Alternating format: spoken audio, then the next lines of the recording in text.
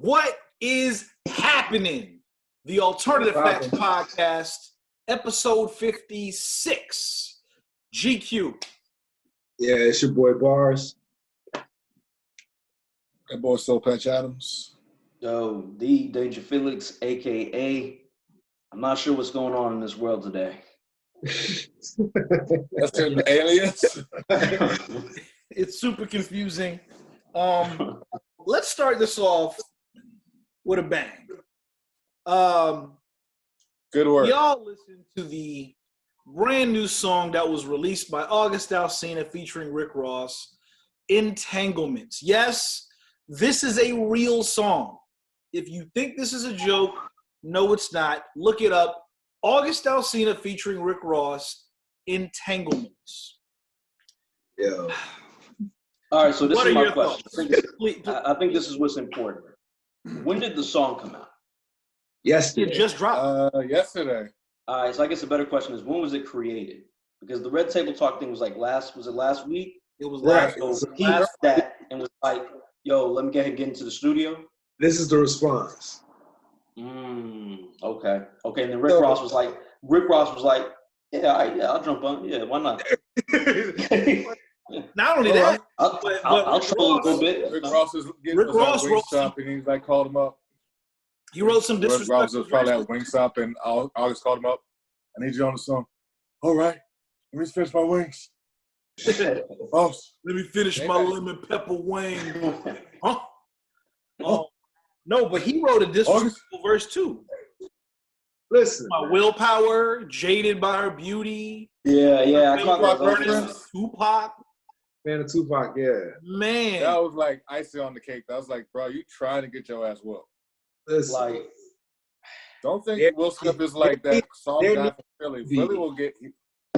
Don't think that Will Smith is soft. Will Smith will go Philly on somebody if you there don't need get with to family. be ass whoopings handed out accordingly. yeah. Before, like prior to the Red Table, up until that, like, okay, that was the past, you know what I'm saying? Everybody was in agreement to this. We knew this is what was going on, all that shit. But okay, now you get disrespectful. Very. Yeah, exactly. Now you're being very disrespectful. Now you're like milking the whole controversy. You know what I'm saying? Yeah. Like, let's be honest. I heard the song. It's garbage. Like, first, like not just saying because he took some shots at Will. I'm like, first, that's disrespectful. You might as well get Mike Larry Will coming at your ass, man. I don't want Big Willie. I want Mike Larry shooting up motherfuckers in the house talking about, now I'll show your badge, that kind of guy. Second is like, obviously you can tell what kind of where this guy August is at as an artist. You know, remember when Usher did Confessions, he never once hinted at any personal stuff. He never hinted at Chili or anything like that. People just imagined what was going on. Yeah, it wasn't This was specific. like He wasn't named. It was just alluded what to. happened. Right. It alluded to. It was never really. This was more like just. This was was more about. blatant. Like this is like, okay, I'm talking. This song is about, Jada. Oh, yeah, this was a direct response. Like, Yeah, like you're gonna get battle rap Will coming out there, like, which is I don't see Will. The man said, "You want a man that can break your back." You know what's funny? Because when he said that, I was thinking about what G had said about how she hadn't been happy in a while. And when he kind of kept reiterating that in the song, I was just like, is that what that was about? Like, you know what I mean? Like, it's pretty messed up, you know? The thing is, like, August doesn't understand, like, anybody could have gotten the Jada business if they were in her, like, no, I'm saying, like, this association, when a person's feeling that vulnerable, they feel like they're not wanted, and you see somebody that, like, So you think it was one of the right person at the right time type of situation? Yeah, like, it could have been anybody that, anyone that came into Jada's life. At that time? That could have been hell. It could have been BarZ. It could have been like, hey, well, I was just about to say, Jada, then I had a chance. You think I had a chance? Yeah, if you go around you need to start walking in neighborhoods, bro. You need to start walking in neighborhoods. Go to Star Island. It could have been like BarZ, man. Hey, Janet, is that you? Hey. Hey, today? No? Okay, all right. See you tomorrow. My thing is this, man. I don't think people realize that behind that happy-go-lucky demeanor that Will Smith often portrays, he's a real nigga. And I feel like people are not remembering that this man definitely has a lot of pull. He could just pick up the phone and make a few phone calls and stuff will get real dirty real quick. That's the confusing part, because when August had that interview and he said his purpose for coming out was because, well, he had an interview after that interview with Lil Wayne on his radio show, right? Okay. And he said his purpose for coming out with it wasn't for attention. It was because, he feels like, a celebrity's personal business is nobody's business.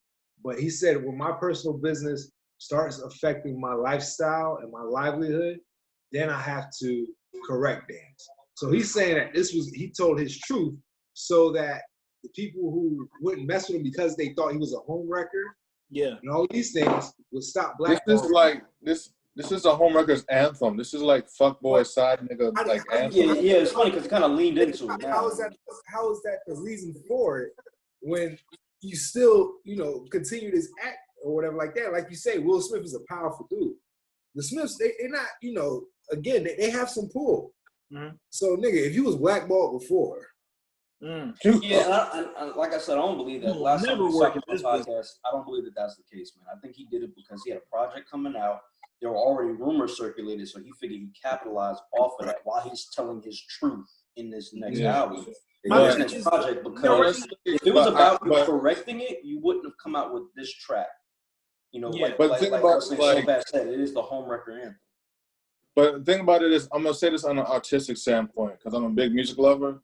If you're gonna do a song that depicts what actually happened between you and Jada in the Smith house, at least do a song, a good one.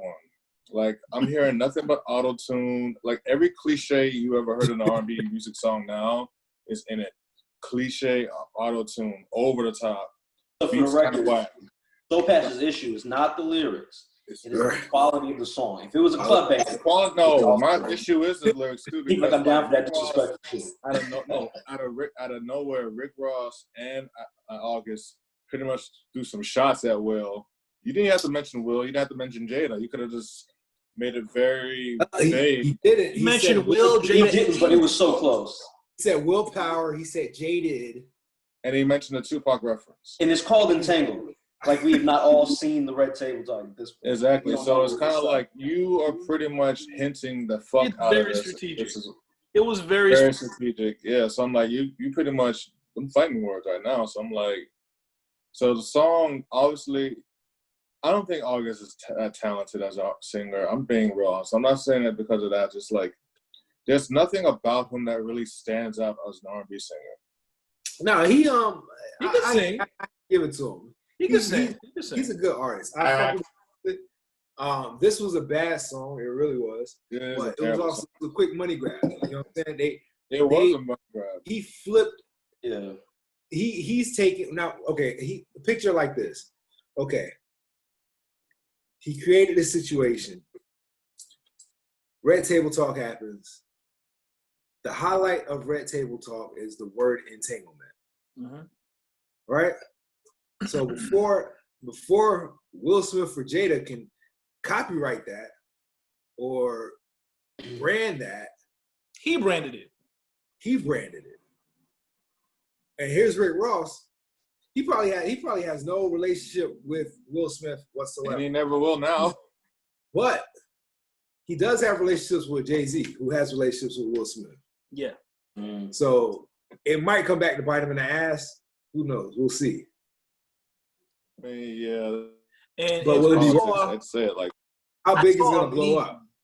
I saw a meme on. It'll blow up. Well, not a meme. I saw a video on TikTok, and they were saying if August Alsina somehow just disappears out of nowhere, then we all know who killed Tupac. I was like, yo. I was thinking about it. I was like breaking it down. I'm like, damn, that actually. I mean,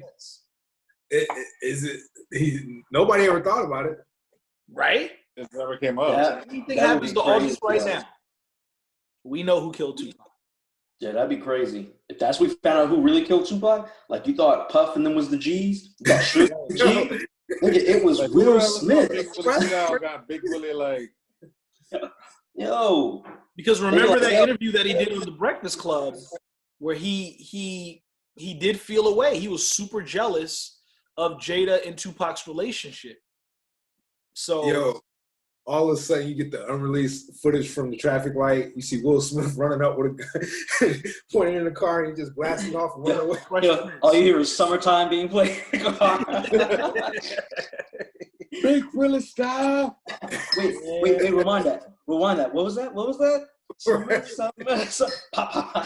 He started doing that jazz and getting jiggy with it.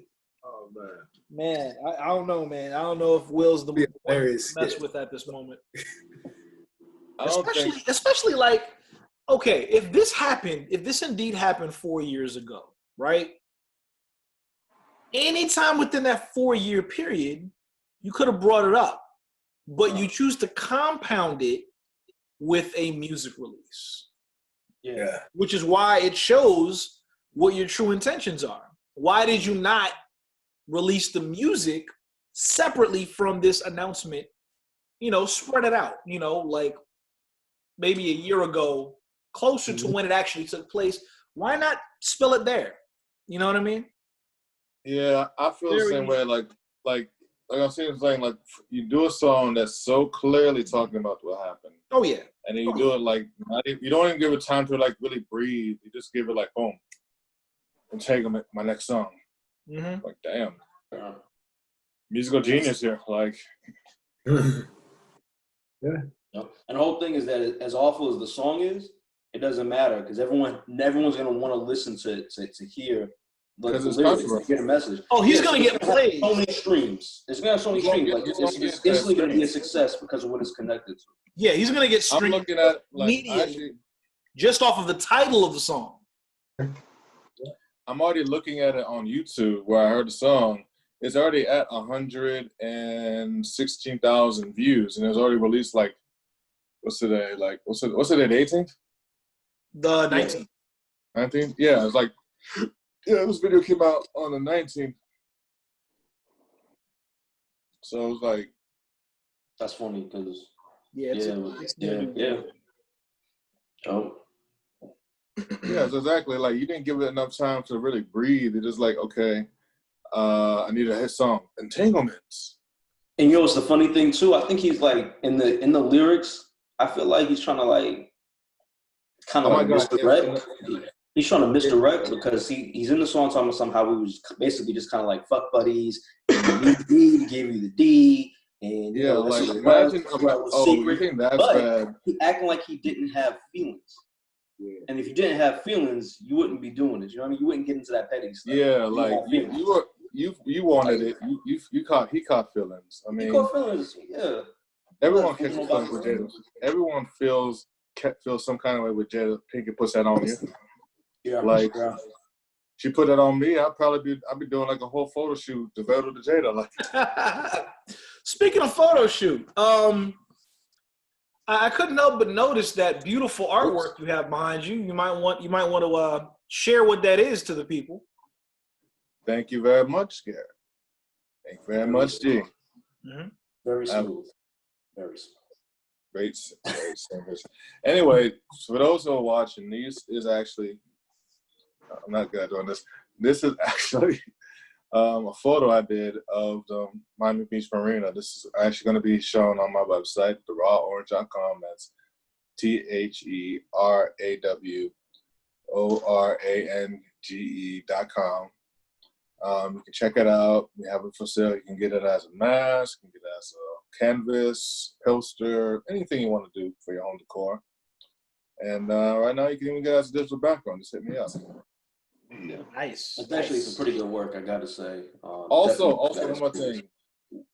If you're a fan of, for those who are fans of Thoze People, we also have a group photo poster on the Raw Orange. You can always order that online as well. It features me in our homes of all homes, Wynwood area. And we're just taking, and just like a little group shot. You can get that autographed by all 4 of us, or you can just order online. Just hit me up. Ladies, get the face mask. Absolutely. The face mask, you have can't those get a face people all mask over your of face. us, but it'd be weird if a guy gets that. Ladies. You know what? You know Why what? you Those got people for more buttons everybody. on your So if face, you bro? do, you want to get, you know, those people all over your face, get those people all over your face. You know, live your life. I can't. Yo, Soulpatch. So Yes, sir. what is your photography? I mean, do you just do scenic photography? Do you do models? Do you do I do whatever projects come my way. I'm not very biased on what I want to do. Like I prefer to do scenic stuff like cityscapes, landscapes, waterscapes, stuff like that. It's really where I can really be more creative, have more freedom to be creative. But I mean, I've done a lot of photo shoots. I've done models, boudoir photography, families, couples. I heard photographers get more pussy than rappers. Is that true?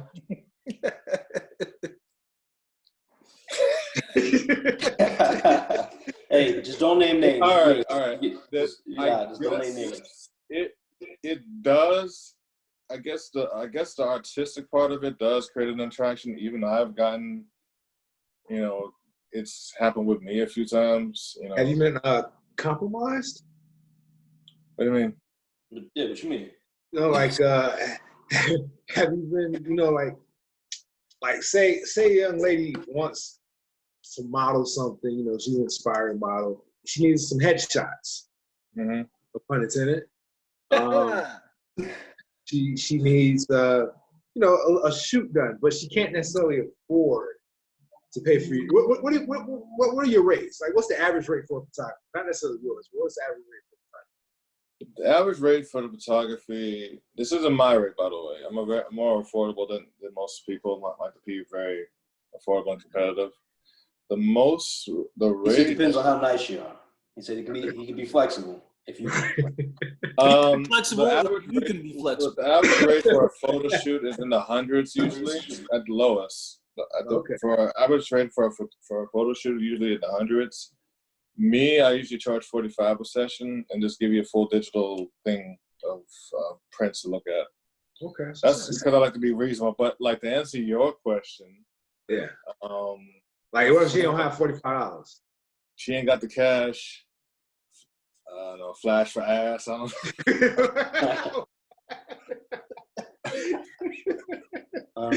I'm kidding. I'm kidding. Any women watching this, I am full on. Yo, I mean, that's not funny. Soulpatch is like, we have some very lucrative financing options. No, that's. Now, I'm sure you'll work out some type of payment plan, you know, weekly, monthly. Yeah. Actually, I do that. I'm very flexible when it comes to that. Like, if you can't pay now, just pay me when you know, do whatever I gotta do with the photos. You know, if you can't pay the full amount, at the very least, do like a partial payment. Yeah, I usually just do that. And then complete the payments later, you know? I usually just do that. I don't really. The thing is, before I was a photographer on my own, I used to work as an assistant for other photographers. And I would always and they were like, you think, you know, they would kind of be the stereotype of like those sleazy, I'm just trying to get pussy, all I got is women models type of, in my portfolio, I'm just trying to get some and pretend I'm an artist and shit like that. And I was just like, yeah, I don't want to do that because I love photography. You know, women models are usually the best models you're ever going to work with, to be honest with you.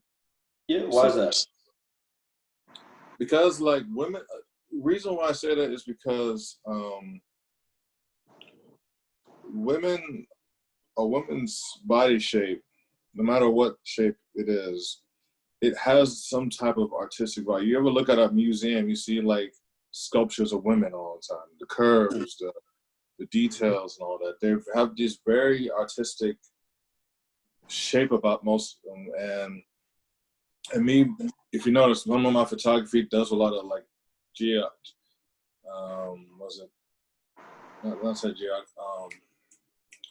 In other words, you and remind there's also these a lot of like shapes and shit.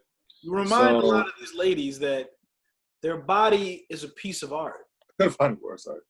Yeah, their body is a piece of art, and you know, I mean, not saying guys don't have that also. I mean, unless I go down that road, but like, you know, women are beautiful, majestic, and they just, you know, you always want to capture that and all that. But you also don't want to like come off too sleazy or too sketchy. You know what I mean? Like, you always want to be professional. Always try to be professional because you should. Not because of this Me Too movement, but because even before, it's like it doesn't sit well with me knowing that I force myself on a woman. Because I'll hear like models. Whoa. Hold on. Pump the brakes. Let me rephrase that. It doesn't sit well with me, you know, hearing stories about like, you know, photographers forcing themselves on models. Oh yeah. Okay. I can't. What I meant to say was I could never, you know, do that myself either. I just don't have that in me to do it. Cross that boundary. No. You know, we definitely don't. We don't condone that kind of behavior. So, but as long as it's offered, you know, that's an offered form of payment. Like, you know, they ain't got a Cash App or something like that. You know, if it's offered, okay. If like a headshot for a headshot. Did you say headshot for headshot? Headshot for headshot. One for one. That exchange rate. I'll say this. Whatever happens, if I don't know. I mean, I'm saying like I'm open to it, but like I ain't saying I'm not. But I mean, like I think this plug is going a little left. Right. It's all about the NBA's championship. Hey, so hey, hold on, wait. TheRawOrange.com. Go there, you know, support your boy Soulpatch Adams, and you know, purchase some of those prints. You know, schedule, you know, a photo shoot or two. The boy does great work. Yeah. Oh yeah, now I regret that name after we just said all that shit. Oh, it's Raw. The Raw Orange. Hey. What? Hey man, embrace it. Embrace it. It's TheRawOrange.com. It's not like you said Orange.com. Grapefruit would be nastier. So you're okay with orange. Yeah. Tangerine. Yeah. Oh man, the raw grape. What's that? That was fucking hilarious. Oh man. So almost got yourself in trouble there, but I know who did get in trouble. Nick Cannon. Nick Cannon got himself in trouble. Yeah. Not so long ago, saying some things that poster board for America. The other safe black man. You know, the household black man of America. Yeah. Mr. PG-13. Mr. You know, rarely rated R. Yeah, got in trouble. I wouldn't call him PG-13. You've seen Wild Out. What was it? I mean, is it really rated R? Have you seen his stand-up? No. Yeah, I have. Yeah, that's it's not. First of all, it's not very good. Is his stand-up funny? His stand-up is not very good. Okay. It's rated R, but it's just not very good. So again, rarely rated R. Yeah. Yeah. Yeah, man. We like he's trying to put his hands in all aspects of entertainment, even if it doesn't work well for him. Yeah. You know, the music Nick is actually an experienced stand-up comedian, so it's not hard for him to do that, but not like he just dipped into it. But I'm kind of surprised that he was like, you think you being a stand-up, you'd be like, all right, I'm just gonna be my special. I'm gonna put my best jokes. Yeah, see, but that's the thing. I don't know if Nick Cannon has any good jokes. Like, there's no. Put it this way: you could watch a Nick Cannon stand-up special. All right, let me rewind. You could watch any stand-up special, and there may be certain bits that are memorable that you could repeat to others because you're like, oh, you remember that part when he said blah blah blah blah. You can't really do that with Nick Cannon stand-up. That makes sense. So yeah. I feel like, yeah, you could be multifaceted and you could be, you could try your hand in different things, but once you discover what works for you, stick with that. You know what I mean? Especially if you're getting lots of criticism from the general population that they don't really like it very much. You know what though? I gotta give a lot of props on him, man. He works hard. Business-wise, he's a beast. And I respect his ability to try new things and fail, because I think that's ultimately where you get your success. You know what I mean? You realize what lanes you should stay in, which lanes maybe you should not stay in. So I'm sure he takes the feedback, and he's going to do one or two things. Because the stand-up's not new. I think it's been around, but he's either going to double down and study and work to see if he can get better, or he's gonna be like, all right, well, maybe I should just do TV stuff. If I'm, you know what, I gotta give him props because that's what he's doing. Stand-up is hard. Yeah, because stand-up is hard, man. Like that's not everybody can do that. It takes a unique spirit. Shout out to PG. Hopefully get back on stage soon, though. Yeah, she's cooking up some stuff. But no, man, I feel like I do give props where props is due, because Nick Cannon is actually currently in school. Pursuing a degree in criminology, I believe, or he actually got the degree at the beginning of the pandemic in May. Actually, in May, he got his degree. He got a bachelor's degree. So he's getting another degree in something else then. I didn't know if he was continuing. From what I understand, because he says he's still currently in school, but he's pursuing some other degree. You know what? Like, I always felt one thing I don't get is like, now there's nothing about Nick Cannon, but it's like, he really I think he has like the potential, like what Keenan Ivory Wayans was in the 90s. I feel like Nick is kind of like going the same route. Like he's kind of given a platform that creates stars, and then the brand is like bringing like those stars into like bigger avenues. Are you talking about the talent incubator that is called Wild 'N Out? Right, like his best strength is like being the organizer, being the man behind the scenes, being the producer, being the exec, even being a director sometimes. Like that's where he shines. Is like, okay, he's not that funny as a stand-up, but he knows funny. He knows comedy. He recognizes funny when he sees it. Right, and he knows what to do with that. I think he's a good showman. He's a good showman. He's really good at going out there. I think he's great hosting. I think he has a lot of good energy. And I think great host. And when you see like Wild 'N Out, he's a good captain. Like he steers the talent. You know what I mean? He has the segments. He's a natural leader. He's a natural leader. To Soulpatch's point, that's why when the comments came out, it I don't know, it kind of surprised me for a couple of different reasons, man. One was his comments. Yeah, so it was. Yeah, man. So the whole thing was kind of weird, because one, I just want to say this is that I was surprised because it came from him, and I guess I shouldn't be too surprised because I know he started wearing the turban, and the turban was tied to some sort of religious connection, right, or some sort of group affiliation. Right. And if you haven't heard the comments, please go and read the comments. The exact things that he said. I didn't think what he said was as bad as what the media and a lot of people were responding to it, the way they made it seem. I didn't hear it. I heard about him, possibly getting canceled and all this stuff, but I didn't really care too much about it. But then I actually read it, and it wasn't that bad. I think the worst part about it was the message, right? Because like as a whole, the message was the issue. It wasn't the individual things he said. The only part of what he said that was an issue is when he talked about, and he was referring to Jewish people, right? He was referring to Jewish people, and there's one part where he talks about, he doesn't say Jewish, but he alludes to it, heavily implied that this is direct. There's no way you mistaken it's not Jewish people, right?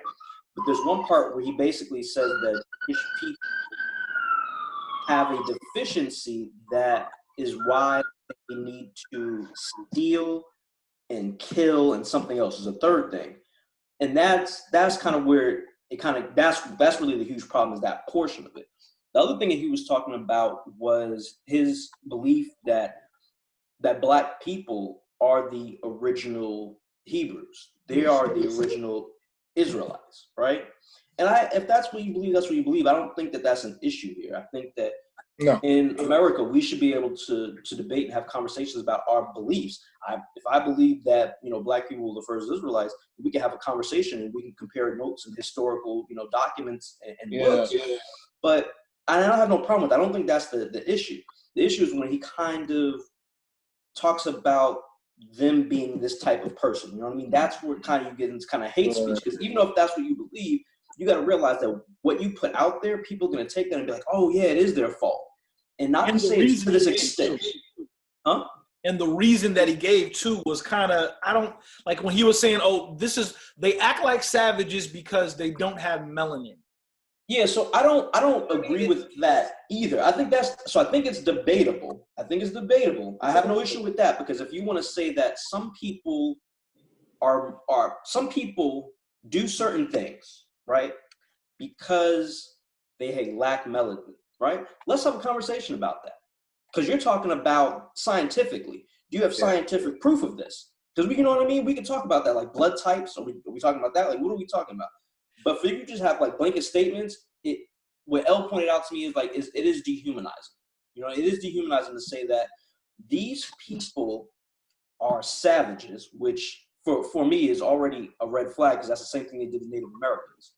They called them savages. I was just gonna get to that. I'm like, okay, so I think it would have been a smarter approach if he said, these people call us Black people savages, when in fact they have a reputation of being savages by colonizing all kinds of countries all over the world.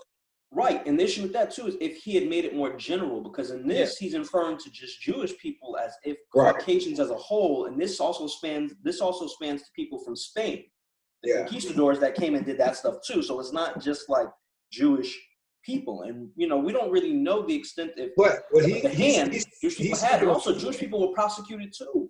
Yeah, absolutely. He 1,000%.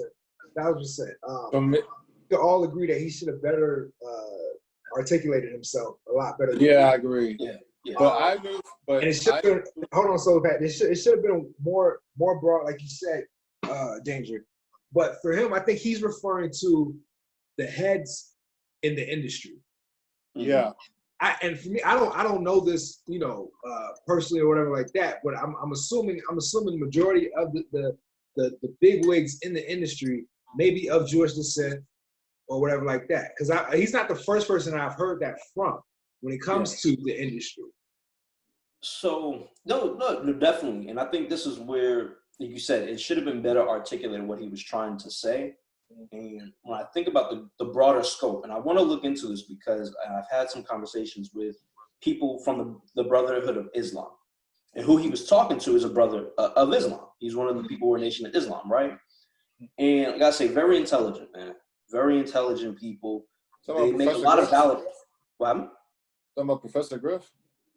No. I'm talking about people from the Nation of Islam, from the religion.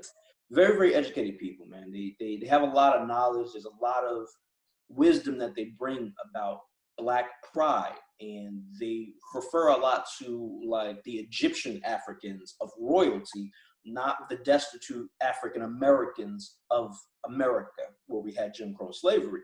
And I understand there's a lot of stuff to admire about that, but then there's some things that are very dangerous, where they have this very, very negative view of white people.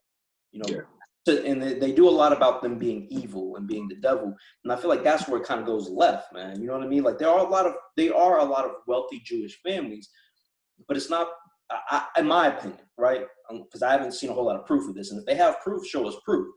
But from my perspective, is that there are a lot of Jewish families that have a lot of wealth, but that's because of how they were taught. In their religious teachings, it talks about growing generational wealth, and they stick to it. You know what I mean? That you don't see them. A lot of us see them buy like Mercedes, but if you look at it, they're not buying new Mercedes. You know what I mean? They'll usually buy a 5-year-old Mercedes.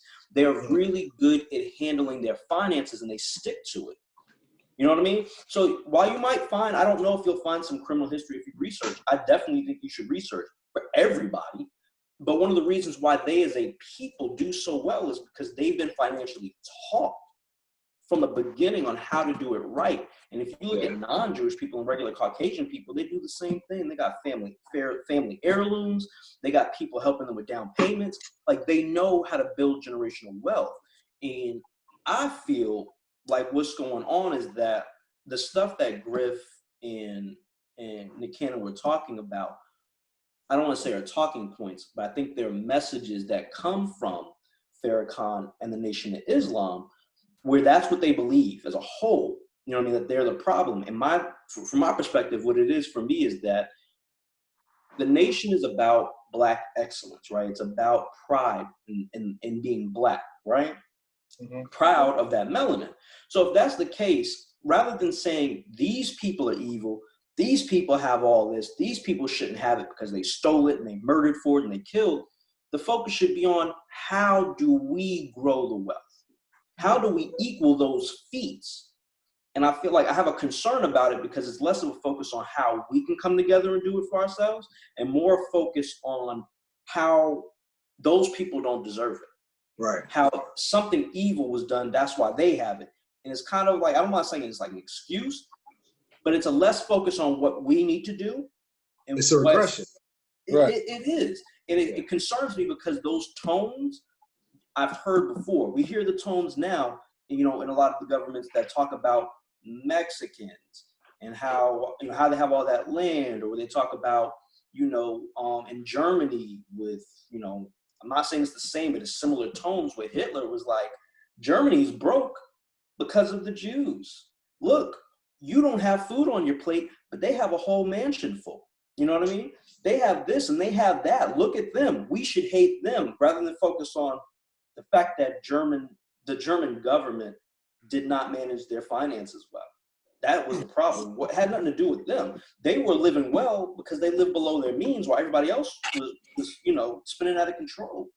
And I think that should be the focus. If that's the point. If the point is that as Black people, you know, we don't have, the focus should be how do we have? How do we get generational wealth? And that should be the focus. How do we come together? Because that's the other thing. How do we come together? Jewish people are not the only people, bro. Spanish people stay together. Accurate. Indian people stay That's together. accurate. I think it was dangerous for him to word what he said the way he worded it. And I think that's why he got all that backlash. And then he made it even worse when he was hesitant. When he was hesitant about apologizing in the first place. Instead of backtracking and okay, let me take a look at what I said. Let me find out what was wrong with my wording and then correct it. Yeah. I feel like the apology also kind of got me because my thing is this, I'm not perpetuating hate at all, right? But if you believe sincerely what you believe, then you stand by it. Yeah. You stand by it. You know what I mean? You got to respect a man who's going to say that this is what I stand for. And until my mind has changed, this is what I stand for. And I felt like I would have respected him more had there been more time that passed. You know what I mean? Or if he had apologized. I feel like more time had to pass. Because if you have that strong a conviction, you don't apologize when there's rumors that your show is canceled. You know what I mean? Yo, why? The apology. Okay, what pissed me off? Came out and said what you said, and I agree. Stand on what you say. You're saying it. Stand. I agree. If you hurt a group of people or you offend a group of people and that's not your intention, apologize. That's cool. But we don't need multiple apologies because now it's not only are you apologizing, your show's getting canceled. Your late night TV show is being postponed. So now the more stuff that we're hearing about that's getting taken away from you, the more apologizing you're doing. Yeah, well, he apparently his talk show is being postponed from Nick Cannon since this has happened. Yeah. Well, that's the thing about a political statement. If you're going to, like, if you already knew what was going to be at stake, if you said something, then don't say it. If you're worried about your brand being in jeopardy, if you say something that's maybe controversial, or find a way to get your point across without alienating a particular group of people. Yeah.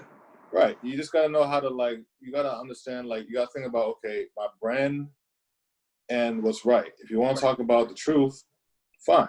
You gotta find that balance. You gotta find that balance, because if you're worried about your brand being destroyed, everything you worked hard being destroyed, then then you shouldn't have said it. Right. You shouldn't even apologize. Everything that he worked hard for. Well, maybe some things. Wilding Out, I think for him, that's probably one of his biggest successes, right? Mm-hmm. I don't think he owns the entire thing.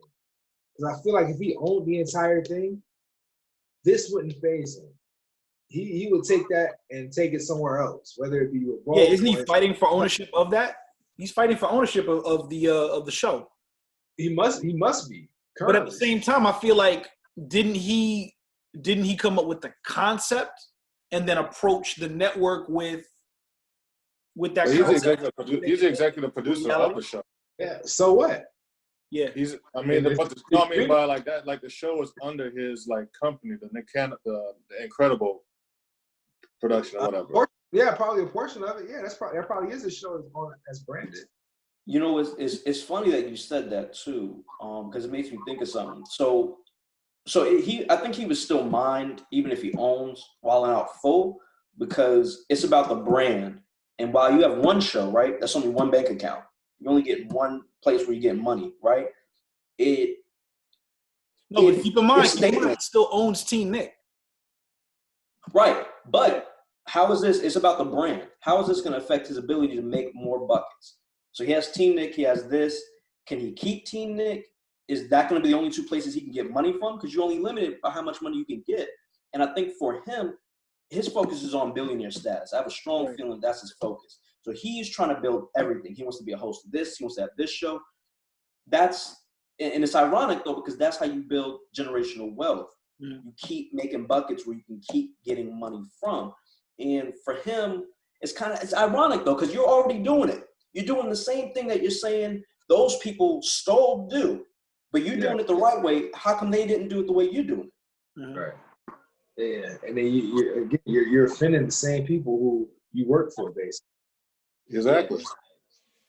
You gotta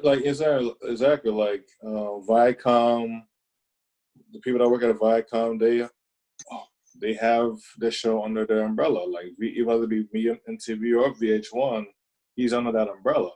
If he really wanted to take a different route, he could have went to TV One. Or I think that's where BarZ was getting at. I think if he truly owned that show, he could just uproot, take that show to another network, and continue what he was always doing. Or his own network. Or his own network, for that matter. Yeah. You know what I mean?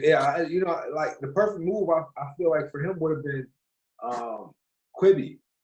Take Quibi. Yeah. You know what I mean? You can do that, and your material can be uncensored. You don't have any limitations. You know, it's shit like that. But he obviously doesn't have the full. He doesn't. But he's fighting for that. He's fighting for the ownership. So let me ask. Let me ask this. This might be controversial. Let me ask this though, right? So Wildin' Out, right? He's on MTV with that, right? Well, now it's VH1 right now, yeah. VH1? Yeah. Why didn't he take it to BET? Because that's Viacom also. It's also Viacom, so it doesn't matter. Okay. Owns BET as well. Same family. That's why they say BET. That's why I say something like TV One or Centric or something like that. I won't be surprised if Viacom owns those either. They do? Viacom is a huge umbrella. They own a lot of different. It's one of the companies that own everything. Yeah, honestly, he should take it nowadays, streaming services have the big upper hand. You can go to an independent streaming service and take the brand with them, take Wildin' Out, and put episodes on there. Right, and they'll do great. Even Netflix, get a Netflix deal, Nick Cannon. Yeah, Netflix, Hulu. They have shows on there that they update weekly. Mm-hmm.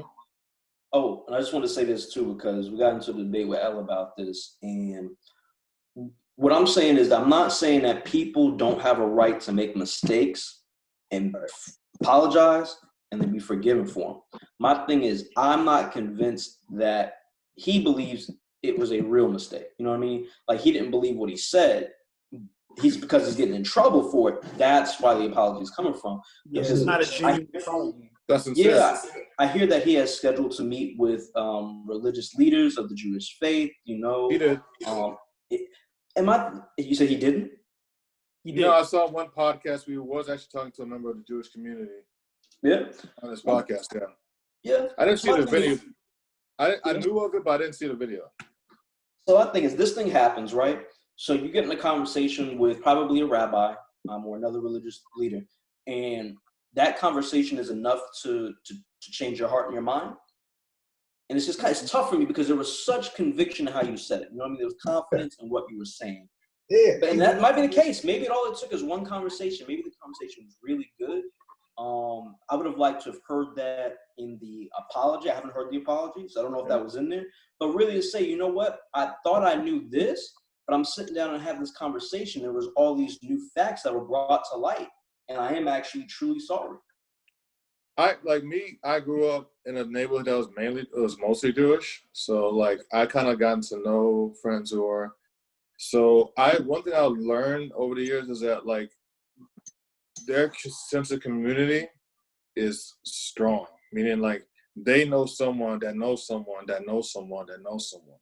Mm-hmm. You know, so if you're gonna say something so much as like what Nick Cannon said on his podcast, people that work for Viacom are also going to be connected to someone else that can, you know, probably help Nick Cannon, but because of what he said, they're probably not going to give him a chance again. You know, like people are so connected. It's almost like he shot himself in the foot. Exactly. Like he could blackball him.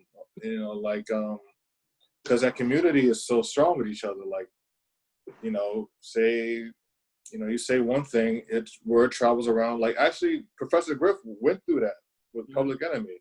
That's why when I heard he was on the show, I was like, oh no. Because I remember in 1989, there was a story about him doing an interview with someone, and he said, to quote him, what he said the Jews were wicked. Right. And that created a huge uproar with the Jewish community against Def Jam, Public Enemy, blah, blah, blah, rap music, all that. And over the years, eventually things cooled down. But yeah, it's like all it takes is one thing, and then someone's gonna call one league or one union of Jewish community in the Jewish community. It's just gonna create like a huge like blacklisting of certain people because you said this or said this. Like remember what happened with Mel Gibson? Mm-hmm. Like man was directing films and doing that winning Oscars, and then he did this statement about Jewish people, and the next thing I know, you barely see him do anything now. Yeah, his comments was severe, and it feels like it seems like maybe we're at this time where I think people feel like they should be able to express how they feel. And again, I don't support any type of hate speech, but what I will say is that if that's how you feel and that's how you feel, again, stand by it. Whatever the consequences, you will have to reap them. In the same way that what's name came out a couple weeks ago, was Deshaun Jackson got caught kind of for the same things that he was tweeting out. And it's kind of like, bro, if that's how you feel, say how you feel. Give up them endorsement dollars, though. Give up them endorsement dollars because you know what's coming. You're going to have to drop them brands. You're not going to be able to go ahead and, sponsored by Nike. But be you, bro. You know what I mean? Like, you might get picked up. Your contract may not get picked up next season. That's just kind of how it is. I said the same thing about Colin Kaepernick. Stick by your beliefs. I said the same thing about Colin Kaepernick. Like, just stand by what you say. Like you said, stand by what you say. Like, there you go. The endorsements are gone. The big contracts are gone. But he didn't change his mind, regardless of what's happening. Because that's what he really believed in, and he stood by it. Exactly. Do something. Yeah, just do what you think. And plus, but the thing that got me off though with Colin was just like, why did you okay? The NFL was willing to give you a shot, but now you want more money. And they're only going to give you a backup job, not because of what you said. It's because when you don't play football for a long time, you're not going to get it right away. Yeah, but he trained. He was training. He never stopped training. Yeah, that doesn't matter. Like training for yourself isn't like training with a team. This is a team sport. Yeah, well, the issue was he wasn't getting workouts. That's the whole thing. He wasn't getting workouts. The only workout he was given is that one that had all this controversy surrounding it because there were things that were kind of weird. It felt like you have to go here, you have to throw to all wide receivers. There's a lot of contentious information about that one workout that you were given. But my point is, if you want to go back into the game, you gotta understand that it's not going to be easy. They're not going to make you a starter for one, and they're probably going to make you a second string at best, and they're not going to give you. Yeah, but he was never offered that. Yeah, that was He wasn't offered that. He wasn't offered no backup. He wasn't offered no money. No. That's what I was told, but I don't know. Maybe I was wrong. But like, that's what I'm saying. Like, they're not going to easily let him in the league, but they will let him if he doesn't have to apologize for what he said. They won't let him. They won't let him. Oh yeah, that's the whole thing. They won't let him. He's still unemployed, bro, and it's not because he's turning down backup money. Like he's not working right now. Like he's not gonna turn down, a veteran's minimum. Yeah. He's not gonna turn down that opportunity to get back on the team, to get back on any team. Well, I mean, I've heard different stories. Some people said that he did turn it down. He was offered the money, and he wanted more. So it's just media spin, I guess. I just got from ESPN that they were saying that he did turn it down. So think about it this way: if he was offered money, do you think he would hold out for money instead of the message of him returning to the NFL? Especially since he's gotten this far. I feel like his return in the NFL would be better than any type of, because it would show especially black kids don't be afraid to be yourself, don't be afraid to stand up for what you believe in. I mean, forces be hard with football. It's not like boxing or tennis where you can make a statement like Muhammad Ali did and then come back eventually. You're playing a team sport, it's a little bit difficult, but I feel like the league should take him back because it would be good for the brand itself because we're not a league that just makes you say, shut up and play football. We do listen to professional athletes. They're not kids. We do listen to athletes. If you feel like you want to make a statement about America, go out, But we don't understand what's going on behind the scenes as well. That's true. So, I mean, we could say that, but the people in the higher positions may have other priorities at bay. Right. Moving on to this other topic, since we're in the topic of sports, do you think anybody who wins the NBA championship right now, their championship victory would have an asterisk next to it? Well, that's a given. Because of the current state. Yeah, because they cut it right in the half point of the season. So the remaining games you had to play to get to the playoffs were kind of minimized, and then probably the playoffs might be minimized. I mean, hopefully the Heat win this championship. I don't care. Put an asterisk, a emoji, a ring ding. I don't care. Just put champion next to it, and I'll be happy. They won't. Their chemistry is dead, son. What? Yeah, bro. Yeah. Watch when it starts. The lineups are gonna be shaky AF, bro. Trust. Watch. Just gotta watch it. Everybody else have been running together for a minute. The Heat's lineups, they're gonna have some struggles. Yeah, they're not gelling yet. You are talking. We ain't talking about the Knicks. Let me stop you right there. We are not talking about the Knicks. We don't need to. We're talking about the playoffs. That was never brought up. We're talking about the Heat. Listen, guys. Let's stay professional and focus on what's going on in the podcast, all right? We gotta focus on the important nation. Hold on, goddammit. I have the list of all the teams invited to Orlando. Tell them. You know who's not on the list? Brooklyn. Daddy, nigga. Yo, daddy, nigga. Fucking Knicks are not on the list. And Heat are number 4. And Jimmy Butler just had the hotel manager calling on him for fucking dribbling in his hotel room at 1 o'clock in the morning. He has dedication. The Heat are gonna win it. Yo, you see how we was talking about the team lineups, and he went straight to one player. Well, we also got some good New York players. We got Bam, we got Hero, we got Goran. Yo, check it out. Check it out, money. Check it out, money. Check it out, money. This is what I'm saying. Check me out, money. What I'm saying is that the players is good. I'm not saying they're not skilled. What I'm saying is that it's a team. What I'm saying is it's a team sport, right? It's a team sport. And your team lineups is not here like they were in the regular season, bro. Hold up. Check me out. BarZ. Check me out. check me out. Y'all ain't going on a losing streak before it was suspended? Nah. Y'all was on a losing streak. Not before. We were number on 4. that losing streak. It was a couple of weeks before. Number 3. But we were on a winning. We were winning. Right. The season ended. And it's my understanding that y'all were messing around with some lineups getting ready for the playoffs. No. We had injured players that are now healthy. Hero was out. Okay. Hero was out. Okay. Myers was out. That's true. Myers Leonard.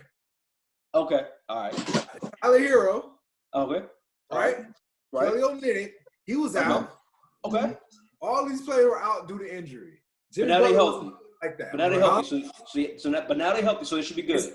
It's game time. Okay. Yeah, man. There's no way we can't. We're taking the Lakers in the finals. We beat them in 5. You're beating the Lakers in 5. Whoa. Why you acting like the Bucks ain't there? Bucks like twice. the Bucks don't exist. Man, you don't get out of here. We already beat the Hey, we beat the Bucks twice this season. Nobody's scared of the Bucks. We beat the Bucks twice this season. Healthy. Without Jimmy Butler. And Giannis was playing both of those times. Without Jimmy Butler, the dude who's without Jimmy Butler until 1 a.m. Without Jimmy Butler. Okay. That you was just praising a couple seconds ago. I'm just saying, without him. So if we have him, it's just a done deal. Finals, and you gonna beat and the Bam Lakers. is like coming up and Bam is coming up though, and Bam is coming up. Kendrick, for these guys, they don't have a dog in the fight at all. They don't have a dog. I'm sorry. On the West Coast, yes, we do. On the East Coast, we getting ready for next season with the pandemic. It's perfect. Knicks gonna be so good next season. Y'all ain't gonna have no next season. You know what's gonna happen with the Lakers? Y'all won't have next season. You know what's gonna happen with the Lakers? They're gonna be up by 1 or allegedly up by 1. All of a sudden, JR is gonna throw it or like dribble it out of bounds and run the clock JR out. is gonna go in the wrong direction like he did last time, and yeah, that's when things are gonna fall apart. And then you have 2 of those pictures. You have LeBron doing one, the AD doing one. Yes. But they're both gonna do it at each other like a Super Saiyan fusion dance. Yeah, right. Yeah, man. I just hope that we don't get like the Orlando Magic versus the Grizzlies or something. Yeah, I think that'll be sad. I don't think that's gonna make the NBA any money at all. As much as I watch the NBA, watch. We're gonna watch it because we don't have anything else to watch. But yeah, just hopefully. I'm just gonna pretend. Sad thing is, as we watch that, who's watching the WNBA? Why aren't you giving these women some love? I like watching the WNBA. WNBA. The WNBA is like currently going on at the same time as that season. The thing about for me, I'll explain why I don't watch it as much because like we had a WNBA team. We had 2 in Florida, and they both were what's the word? They both were what's that word? Discontinued. Thank you. So there's no one to really substitute for. You guys got the Liberty. Are you guys fan of the Liberty? We do. We have the Liberty. I'm sorry. Yes, we do have the Liberty, who is a very winning WNBA team. Yes. So, you know, hey, Danger, what's your starting 5, Danger? We supporting the women. We supporting the women. Who's your starting 5? What's your starting 5 for the Liberty? Huh? What's your starting? I can hear you. I can't hear you. I'm sorry, your signal's breaking up. I can't. I'm not even gonna lie. When it comes to the WNBA, I don't have one specific team. Liberty's cool. I checked out the Liberty. Liberty's cool. I like Phoenix. Phoenix is good. LA Sparks is good. Minnesota Lynx, they're good too. Can you give me any team starting 5? Huh? Sorry? No, I don't really. Name a player from the league. For me, I support the league as a whole, and I got players that I like. Would you like to hear the players that I like? Retired Lisa Leslie. I like Lisa Leslie. Lisa Leslie hasn't played in years. I'm saying, what did I say? Y'all not listening? Retired players that I like. Okay, got Sue Bird, also retired. Listen. Everybody loves Brittany Griner, so you know she's up in there. Layla Ali, she's up in there. Wow. Yes. Exactly. Wow. We talking about boxers now? That's what's going on. Is that What's Yo, I think that's real messed up. I got one. I think the conversation changed. Sabrina Ayuf. Laisha Clarion, Asia Durr, Joyner Holmes, Sabrina, hard to pronounce last name. She used to work with Kobe. That's She all used I to can play think with Kobe's daughter. I see the eyes. Are you reading the I don't know roster? what you're talking about. There is no Google, okay? Actually, Sabrina, she used to play with Kobe's daughter before she passed, of course. She played with Kobe's daughter? Kobe's daughter was 12. No, well, like, she was really close to the Kobe family. Oh, gotcha. Yeah. Yeah, white shit. Yeah. I gotta say, I'm not gonna lie. I like the WNBA. I do. I think that it's gotten way better since the days that we had the Florida Soul. Since that time, it's gotten tremendously better, and it's actually a lot more competitive, man. It's a lot more cleaner. I didn't realize though, because I don't know why that announcement wasn't coupled with the NBA announcement. But I heard the NBA was restarting. I didn't really hear anything about the WNBA starting until like actually last week. I'm not gonna lie, like last week. Here's my opinion. Here's my opinion about the WNBA. I always said this for years. It's like whatever the NBA did to be where it is now, the WNBA should be doing. Like if you all were to go old school, the NBA was not that big of a deal in the 60s and 70s. Yeah. You know. And then like around the 70s, they did a lot of tape delay. It wasn't getting a lot of ratings. And then when Magic and then Bird came in, and he had these this big rivalry that came in the NBA. Then that's when like people started paying attention, like the white guy, the black guy playing against, going head to head, like this rivalry built something with the NBA. And then eventually after that, then Jordan came about and took it to a whole new level. And then Kobe. So I feel like there's not enough rivalries in that league yet for people to really sit there and watch it, because rivalries do build stuff up. Like if you watch, not everyone knows about college women's basketball, but everyone knows about UConn and Tennessee as a rivalry if you're a sports fan, because that rivalry is strong. I think women's basketball is way more popular than the WNBA. It is. Because you got teams like Kentucky, like you said, UConn. The women's UConn team is a beast too. So right. I don't know. Maybe it's just a lack of competitiveness. Exactly, it's a lack of competitiveness. I don't think it's a lack of competitiveness, guys. There's tons of rivalries in the WNBA, man. Some that I've actually gotten to see, like individual level. Like it was Lisa Leslie back when she was playing versus Lauren Jackson out of Seattle. They were going at it for years in the very same way that Bird and Magic were going at it. You talk that it was very, very much reminiscent like that on a WNBA scale. As far as teams go, the tons of rivalries teams-wise. LA Sparks, Seattle's Common, the Suns were out there a lot. Well, Phoenix were. But like it doesn't. They don't really build attention up for it as much. How many fights have you ever seen that actually happen in the WNBA? How many fights you see in the NBA? Yeah, all the time. Not good fights, but fights nonetheless. I mean, I How don't many know. fights you saw last season? 2? What would make you more interested in watching the WNBA? Well, like I said before, I'd like to say the competitiveness, more rivalries build up. What's wrong with the current competitiveness? There's nothing wrong with the current competitiveness. No, it's not good. It's not bad, but it's just saying like it should be like kind of like they need like a rivalry where the media can really like use to their advantage. You're thinking from a marketing perspective. From a marketing perspective, you need that certain rivalry, whether it be two players or two teams. Ultimately, what I think it is, I think for whatever reason, the WNBA, it's the format of play. I think they are very by the book. They need to let loose more. Fundamentals when it comes to the style of basketball for the WNBA. They're not as loose as the NBA. They don't. It's a lot less street play. I'm not expecting dunks and whatnot, but it'll be nice to see, a behind the back pass and alley-oop or just some different stuff. More so a game full of teams that are just sticking to the fundamentals. I feel like it is too fundamentals, too simple. They need to really like put some style into it. Oh, careful how you say it. Careful how you say it, because these women gonna be like, "What you mean we don't got no style?"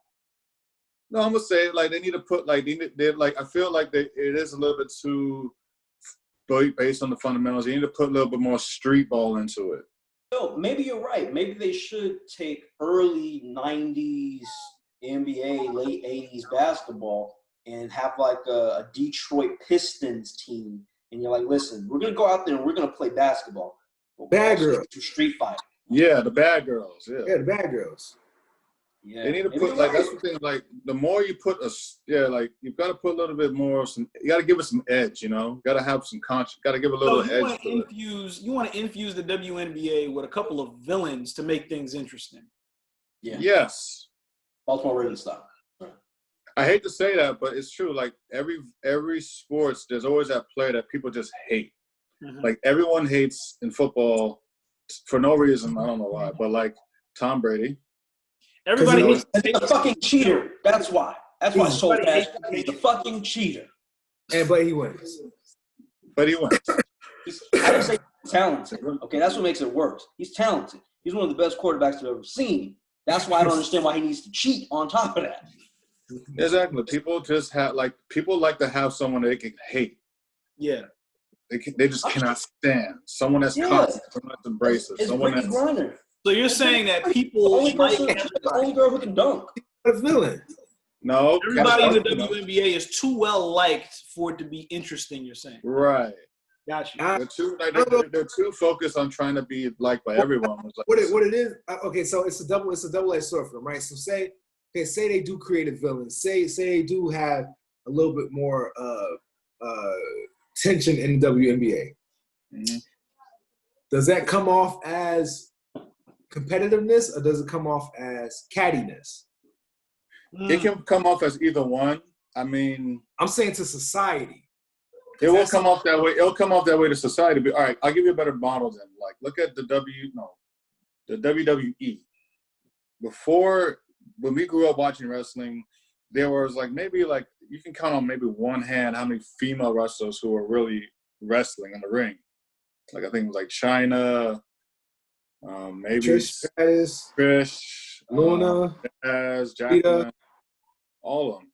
Yeah, Jacqueline. It's two hands. That's cool. Yeah, you know, so like there was a good select few, but it wasn't that big like it is now. Okay. All right, because eventually they finally build up some rivalries. They build up some tension. Like we got like, you know, it's not just women in the group. It's like, okay, some people like I forget her name, but she's known for like the neon light type look. But that's theatrics though. Mm-hmm. Exactly. That same theatrics can be put. We don't want theatrics in sports, not in the NBA or WNBA. There's certain sports that it calls for. Boxing, mixed martial arts. You know, you could have a theatrics building up to the actual fight because when the fight happens, they get down to business. Right. But that's the thing is like you say. But in terms of these team games, I don't know. We don't need it, but it does help sell it. Because this is not. But you don't need to help sell the NBA though. Like the NBA didn't have those theatrics. Right. No, the NBA had those theatrics. No. Yeah, back in like the 60s. Back in like the 60s when it was the AAU and sure. They were doing the halftime. It was like halftime shows and stuff like that to get people. Yeah, but we're not talking about like Dennis Rodman level type stuff. We're talking, you know what I mean? Like just the organization itself didn't need the theatrics to sell. Yeah, there wasn't beefs created in order for games to be. And you know, to be honest, maybe there was. Who knows? Maybe there wasn't really a. Well, I guess So to Soulpatch's point, right? So take for example the rivalry between Charles Barkley and Shaquille O'Neal. Right. Long lasting, right? But in real life, they were friends. Their mothers knew each other and things like that. But on the court, they had an actual beef.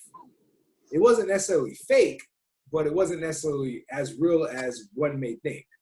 It was organic. It wasn't something that was just made to make things interesting. This was something that was real.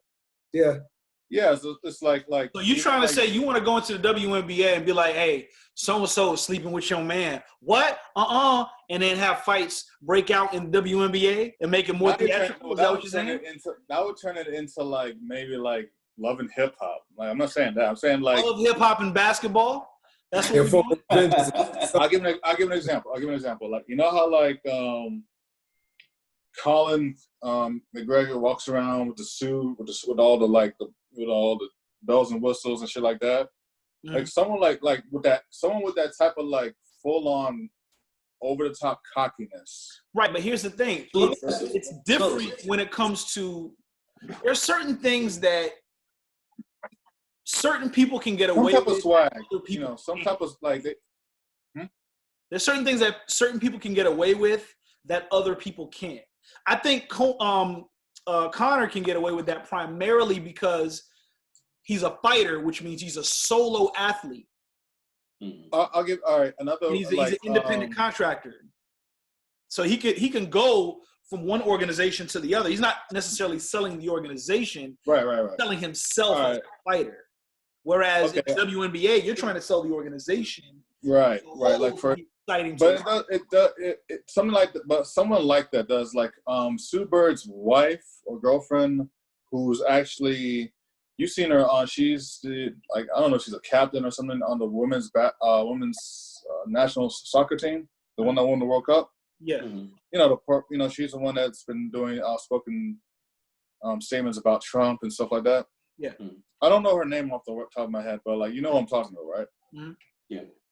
Yeah, she's the kind of someone like her I'm talking about. Someone that's outspoken, someone that's not afraid to like. Let the world know, like, yeah, I got skills. Like, you know, like someone that's kind of like got a little cockiness, a little swag to them. You know, someone that's like, that's not afraid to be themselves and be bold. But I mean, but then that's saying that. So you're saying the women are afraid to be themselves? They're out there. You know what I'm saying? Because like Cheryl Swoops, when she was playing, she was a beast, and you know what I'm saying? Like she didn't need to. I would look up the killed it. Let me see. So you know what? You know what I'm not saying that women aren't that. It's just that they're just not like really. They just need that certain type of swagger to themselves. Right. It has nothing to do with the talents. It's just the other swagger. It just has to be that sort of. It has to bring like they have to bring some edge to it. Bring something extra to the table is what you're saying. Right. Exactly. They're already existing talent is what you're saying. Right. Like say if Candace Parker said, I'm gonna join this year's NBA dunk contest for women's or whatever, for women's basketball, just to represent for women's basketball. And she does it, and out of nowhere she wins.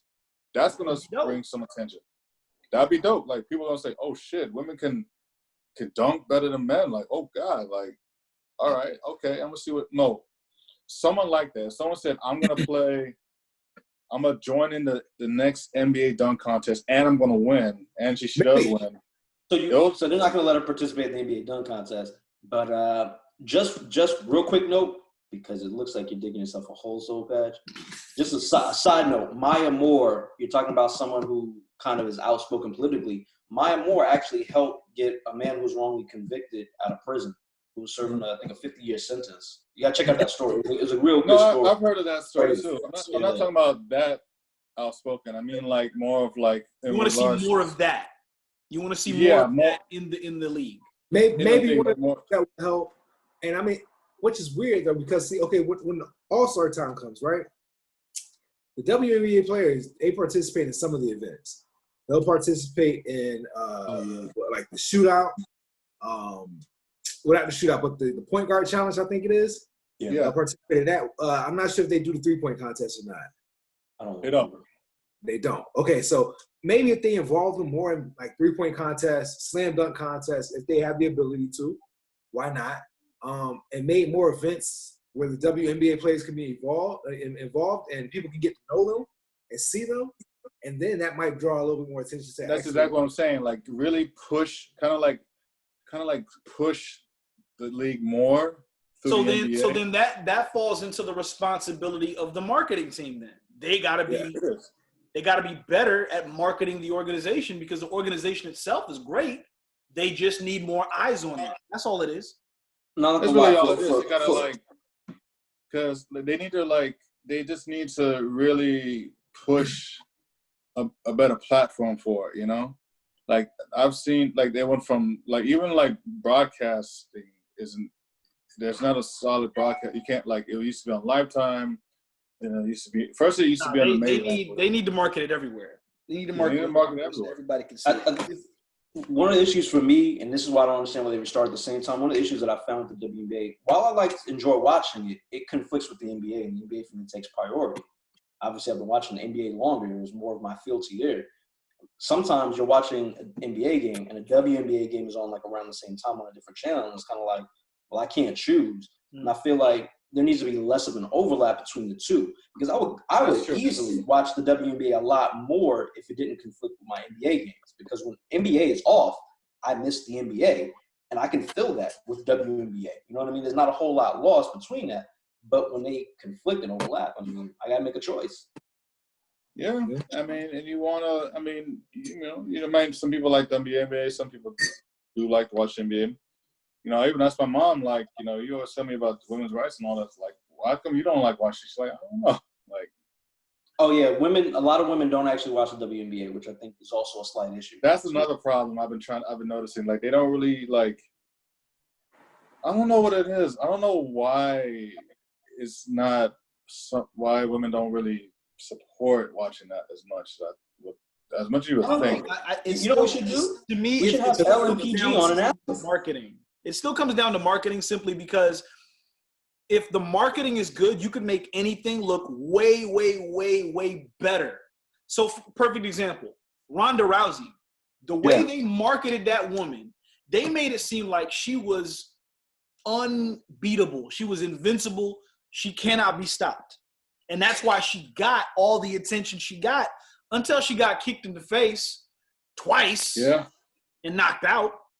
But for that amount of time, it brought enough attention to female MMA to the point where now, because the attention was on them, now they grew some other stars there. Now that's why Amanda Nunes is where she's at. That's why Home is also a bunch of other people are where they're at. You know, so I really think once again it comes back down to the marketing. Switching gears real quick. What the heck is going on with Tory Lanez and Meg Tha Stallion? And can we clarify who shot her in the foot? Because I really want to know. That's a weird story. It's a very strange story. The best thing I saw this week with that story was the clip from Harlem Nights. Eddie Murphy in the alley. You gonna shoot my pinky toe? He's gonna do it. It's like, come on, man. Yo, I have no idea what the hell is going on. It's the wildest story that I've heard in a long time. Tory Lanez is like 5'4". Mm-hmm. Meg Tha Stallion, she's well over 6 foot. She gotta be. Like, that's a big 6 foot young lady. Huh? That's a huge, yeah.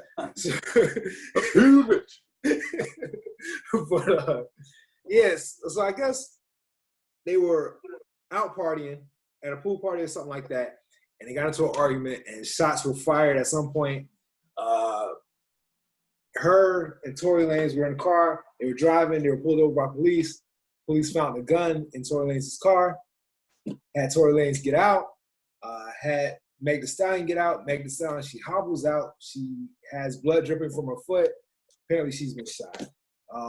There was a third person in the car as well, but they're not talking about this third person at all.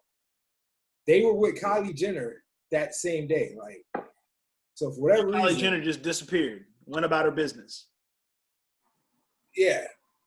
Nobody, I don't know who this third person is that got in the car, because there's a video of all of them being told to get out of the car by police. Yeah. Like, literally, like 3 police cars, guns drawn, you know, all this stuff. And there's a third person, the last person that gets out of that car, and nobody mentions it at all. But yeah, Meg, she came out and she was like, she was shot twice in the foot. Why are you laughing, G? That's not funny. No, this is not funny at all. You got a phone with the violence? Nah. Okay. I mean, every time I see that story, I keep thinking about Harlem Nights. So it's just like, it's not funny. So, pinky toe. Pinky toe. That's all I got, man. Yeah. I mean, it might work for her. Like, she might walk on the stage with a pimp can talking about, I'm a savage. I came across a YouTube update claiming that, and I don't know if this is true, but they were saying that Tory Lanez and Meg actually were dating, and Meg was like, I'm done with you. I'm going to somebody else. Tory's like, hell no, you ain't going nowhere, and shot her in the foot because he was pissed. She's literally not going anywhere. Yeah, we heard. It was dark. It was dark. But yeah, that's the story I heard too. Is that they got into? I didn't hear the dating part, but I heard that there was an altercation. Yeah. And then somebody lied saying that Tory was trying to, so there was a lie saying that somebody was saying that Tory was trying to protect her. That was the original story. He had the gun in the first place. Yeah. And that was changed later. And you know what was interesting though is that Meg Tha Stallion, I feel like Tory Lanez probably did shoot her, but she on that street code where it's no snitching, so that's why she didn't say anything. Because even on the Instagram post that she put, the Twitter post she put on there, it was real cryptic. You know what I mean? She was like, "Yeah, I'm recovering. I'm gonna be focused on music. I was shot twice. I'm doing okay. By the way, any stories about somebody trying to defend me in me getting shot is bullshit." But she never said any names. She never was like, someone did this to me, and I was like, that's so strange, bro. It is. So you were shot twice. Tory Lanez was found with a gun. Tory Lanez was not trying to defend you, and that's not the reason why you were shot. Something else happened. I'm like, And Kylie Jenner somehow in the middle of all this got as far away from the situation as possible, and nobody mentions anything about her being there with them. The confusing part was, if they hadn't been pulled over by the police, where were they going?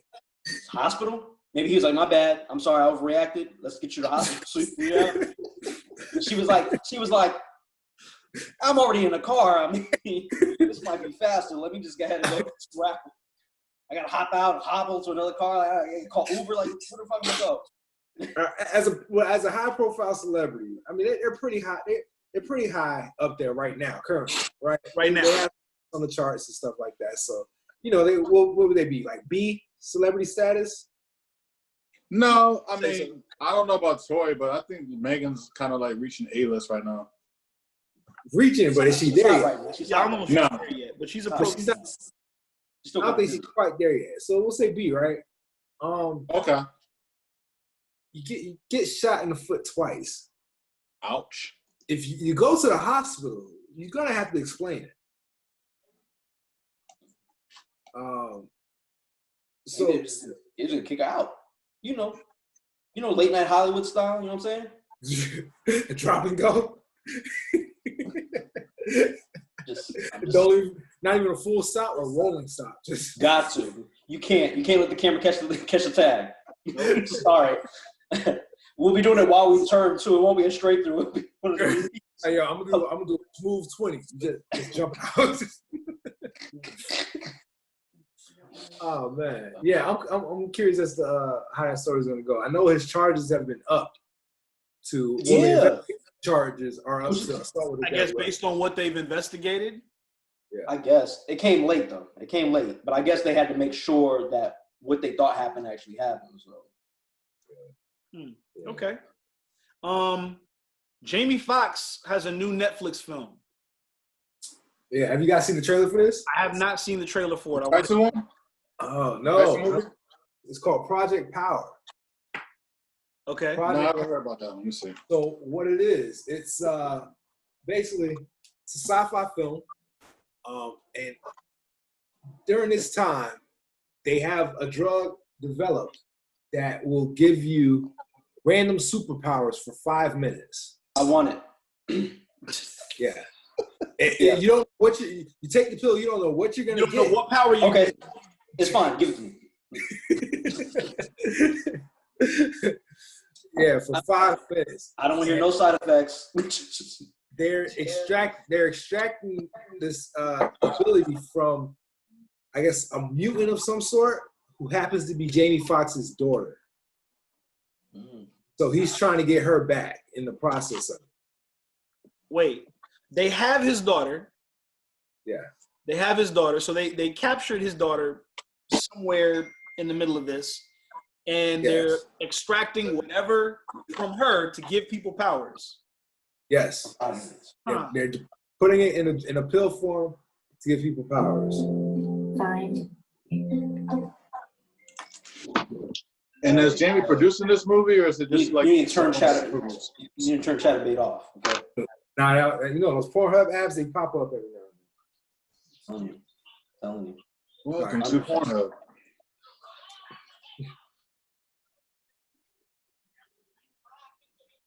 What? Look at the trailer right now. Did he say going to Pornhub? The movie trailer's not there, Soulpatch. YouTube. Y-O-U. Two with T, not the P. But yeah, it has. I'm looking at the trailer. Okay. I had hold on, I had it up. Let's see.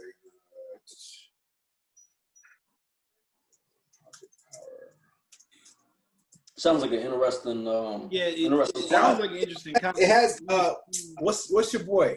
Levitz from Dark Knight.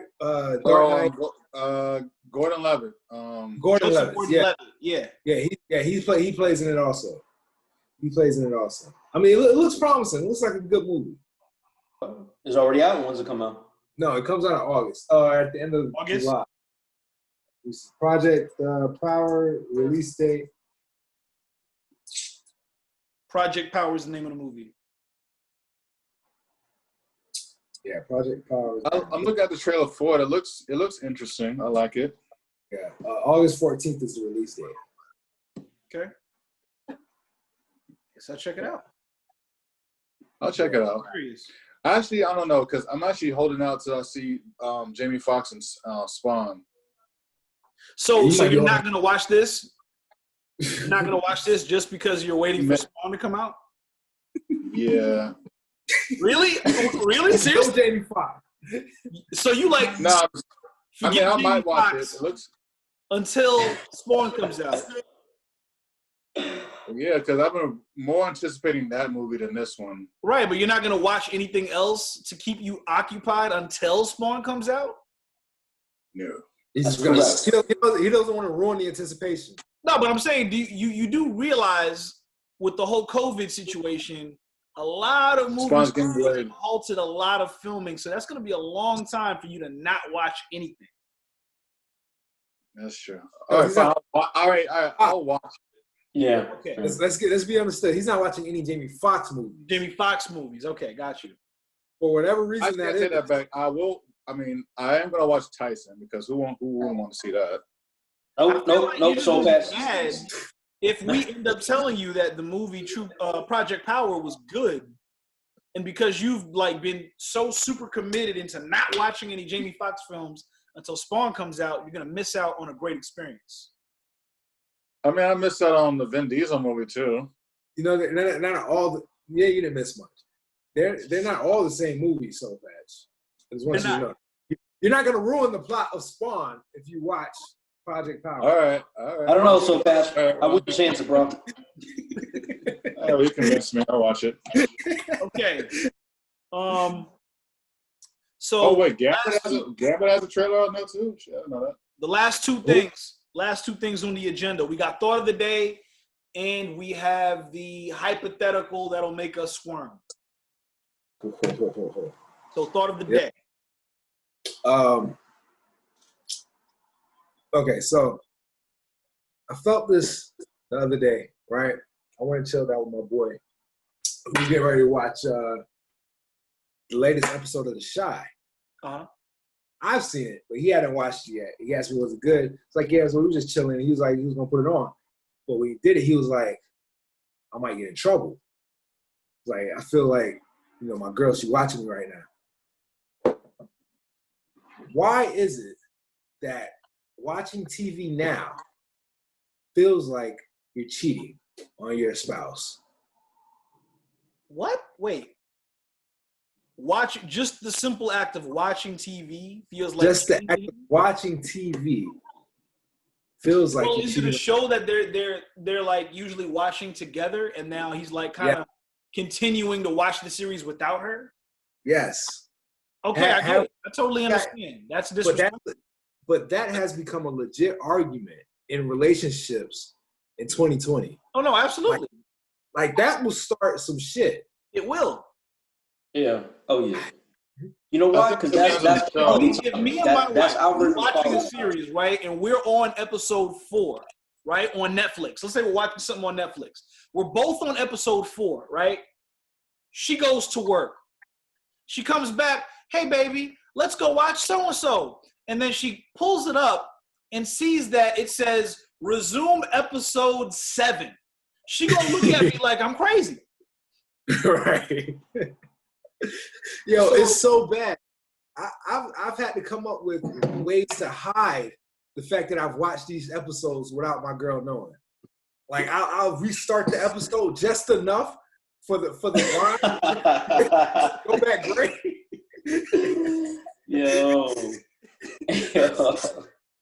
Yo, maybe that's the reason why Netflix is gonna start allowing you to remove stuff from your continue watching list, just for that very reason. Maybe that's the real reason. Oh, that they're allowing that? I don't know if it's updated yet, but I heard that's something that's gonna be implemented, so you can remove some of the stuff that's on your continue watching list. Yo, they got to do something, man. Because Netflix, they be snitching. They snitch. Bro, you know what's funny? For me, that's how I spend quality time. Like that's how I communicate, is through that, right? So if you and I are watching something together and we agree that we're watching this together, then we're gonna need to stay in the same step. That's my thing. We're gonna need to stay in the same step. Right? So I'm out, you're not watching without me, I'm not watching without you. This is my issue with it though. There's so much other content out there that why can't you wait for me on this one episode? Why don't you go watch something else? You got nothing else to watch? I gotta come back and you talking about the season was good. Word. You never get like, okay, there's those times where like you watching the series and it's so good, and like say you don't have to work the next day, but she gotta work the next day. She wants to go to bed, but you want to watch this next episode because it's like it's up there. You already know you've gotten to this point and you know it's about to get really good, and you want to watch this next episode. She got to go to sleep. Nah, fuck that. You go to sleep. You got anything else to watch? You got anything else to watch? I don't want to watch nothing else. Check this out. You know what it's like? You and your girls on a road trip, right? And y'all agreed to go on this road trip together. Y'all going to Disney together. That's what y'all agreed to. She go out to use the bathroom, and you just keep driving a couple more miles without her. That's what that shit is like. We were this together, and all of a sudden, you looking at her in the mirror. You gonna catch up? I thought you was going. Wait. Hold up. Danger. On the flip side, you can make another analogy, right? Let's say you and your spouse are at Disney World, the Universal Studios, right? Together, and she goes to the bathroom. You see a ride that you really want to get on. You get on the ride. You get off. Your lady comes out of the bathroom. You go, baby, this ride was good. Let's go get on that ride. I don't mind getting on that ride again. I just want to be on the ride to experience it with you. So let's go on the ride. We can't. It's not the same, bro. It's not the same. Because you know why? I'm willing to rewatch it. Your second experience is never as good as your first experience, bro. Facts. You ever seen a reaction video? A reaction video? Yeah, those are horrible. A reaction video where it's the first reaction video and that same person watches the same video again to see if they have the same reaction.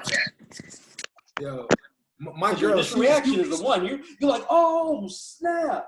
If your reaction, you're kind of like, yeah, that's it's a little.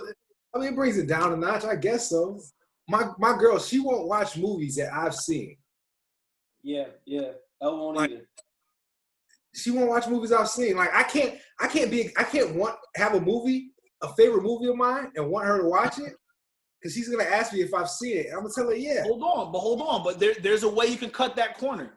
Because let's say you've seen the movie before, but you don't remember anything in the movie.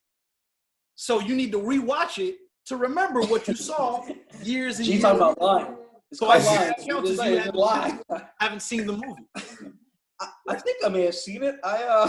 No. You've seen it. You can confirm you've seen it. You just don't remember. Is there a car in it?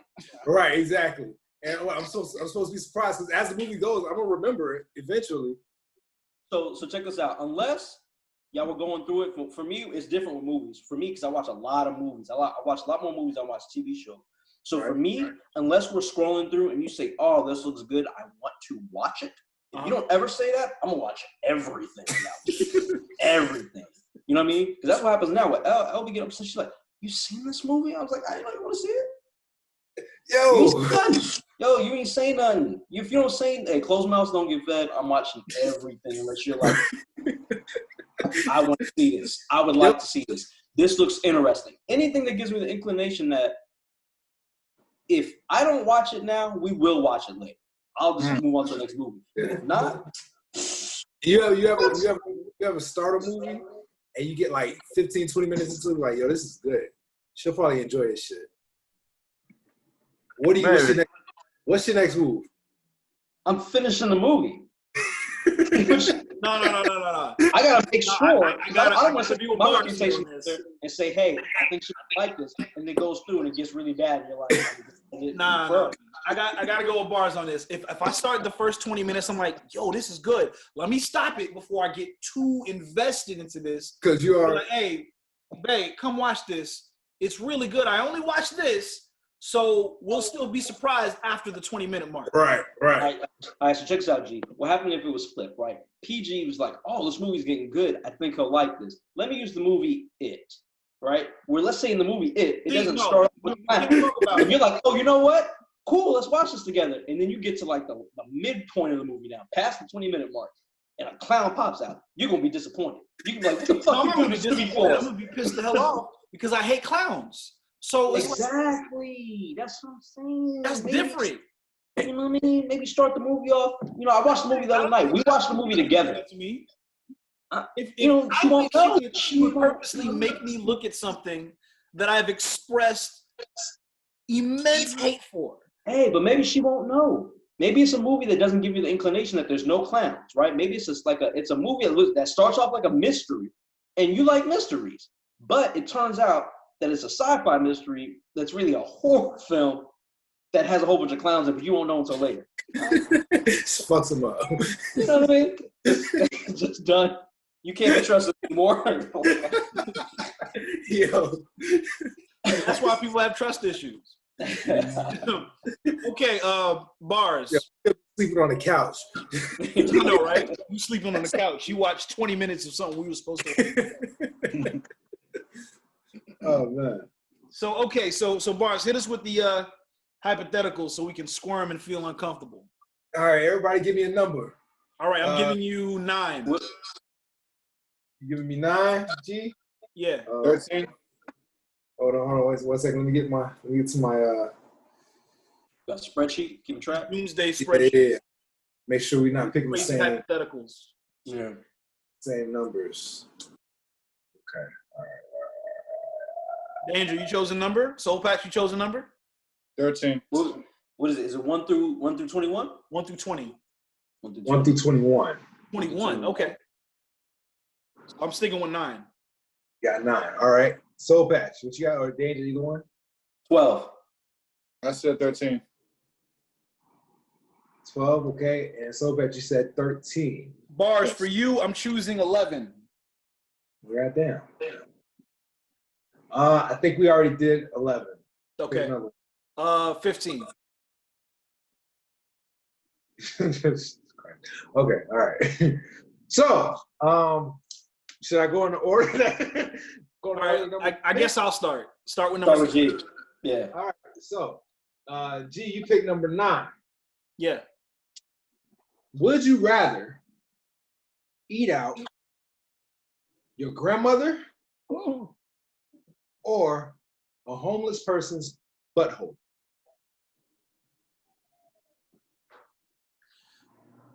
I'm dying immediately. I'm dying immediately.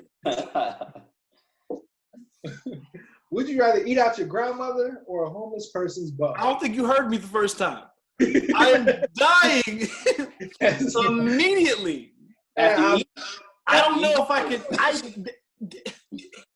Grandma, a homeless person I don't know, Equally disgusting. I'm not doing it. I'm You know I'm clean though. Say what? You know your grandma clean. That's great. It's my grandma, son. I'm dying immediately. I guess it's number 2. Dead. It's the butthole, fam. Yeah, it's about. You know what's funny too? It doesn't say if the homeless person is a male or a woman. It doesn't. It doesn't matter. He said butthole. I'm gonna go with male. Oh, no, I think it matters. I think it matters. It's gross. I'm gonna go with male because they offered the butthole. I'm gonna go with male. No. He specifically said both of them are offered to me and I have to eat them. Meaning I have to be passionate in whatever the heck I'm eating. No one said no passion. I I didn't say you had to put passion into it. No. Yo, We're not talking about that kind of eating. I eat. I don't half step it. He's talking about nibbling with your lips and your tongue. So I don't know if you hear this corruption behind the scenes. EG bust out with, can she cook the butthole before? Now I think the butthole is still attached to the person. The butthole is still attached to the person, therefore you can't cook it. Oh. All right. So I'm just gonna have to flip a coin, and whatever happens, happens. I'm just gonna have to brush my teeth. Where's your coin? Just for the sake of answering the question. Which coin, right? No, it's a regular. It's not a double-headed coin. You sick freaks. It's a head and tails coin, and tails would be Somebody got a coin? Anybody? And head would be grandma. Okay, so head Tails. is grandma, tails is butthole. Yeah. Are you seriously flipping a coin right now? Hey, it's not butthole. Really nasty. You are. So Elle just happened to walk in on the wrong part of the conversation. I'm walking past the room. Y'all are nasty. Hey. Okay. Hi,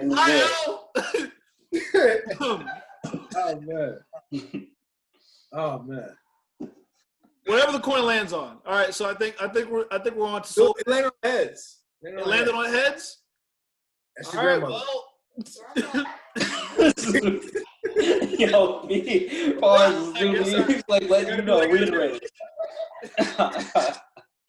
Oh my goodness. Hey, Soulpatch, where you at, brother? Soulpatch is hiding. Right after that, right? All right, what is his? I want to hear his. I want to see someone else squirm. This episode is gonna have to be closed. Soulpatch shows 13. You chose 13, correct? Yeah. Yes. All right. Would you rather be in the middle of a human centipede with your dog and your brother, or your parents? I still have to do the centipede no matter what. You know what? Yeah. Oh yeah. Yeah. So. Okay. This might be the worst ones. You're in the middle no matter what. We have to explain what a human centipede is? Is that? For the uninformed, you can go in that description just to make this this hypothetical for Soulpatch that much more satisfying. Yes. A to M or M to A, whichever way. Is it A to M to M? Oh yeah, I guess it's still the same. Yeah. A to M. Yeah. So. Yo, Soulpatch, answer the question. Not for nothing. That really is M-A-M. M-A-M? You remember? Moguls above men. Moguls among men. Yeah. All right. Yeah. I'm glad we're not using that moniker anymore now. That you made that connection. I don't think anyone else is going to make that connection. I hope not. No. I hope not. Soulpatch was like, you thinking real hard. Yo, what is going to be? Brother or your parents? Donovan brother or your parents? Want me to flip a coin again? I guess. Yeah, just flip a coin. Flip a All coin? right. We're All going to right. flip a coin twice on this one. Okay. So on the first one, what's heads and what's tails, Soulpatch? Heads is the first thing you said. Tails is the second one. Dog, Okay. dog and brother is heads. So tails is dog and brother, heads is parents. Yes. Go for Okay. it. Heads. Dog and brother. Congratulations. All right. So now, coin number 2. Since you're in the middle, we can flip a coin for who's in the front, or we can flip There's a coin another for who's in the question back. in this? Yeah, it's a 2-part question. So I'll be in the front because I don't have to taste anything, right? I don't know. No, you're in the middle. You're in the middle. The coin flip is for who do you want in the front? So we'll flip for the front. Okay. Heads is Wait. no, it's dog and brother. Dog and brother. Dog and brother. That's one. Okay. Yeah. So Heads for the dog, tails for the brother. who would you prefer? Neither. All right. And for the record, I actually do have an older brother. Heads. You got the dog. In the front? Yeah. Okay. Well, Don't sound so happy. Yo, he seemed pretty relaxed. He's like, all right, well. better than my parents. So I was like, yeah. I don't know, man. Dog stomach. Danger. I don't know. I think Danger chose what? I think I had 12. 12? Danger chose 12. His is light. Aww. Yeah, it is rather light. He got an easy. Would you rather be? Wait, I'm sorry. Hold on. Yeah, would you rather have your teeth exchanged for pubes, or have your pubes exchanged for teeth? Second one. I like to eat. I'm keeping these things in. Huh? That second thing, that's somebody else's problem.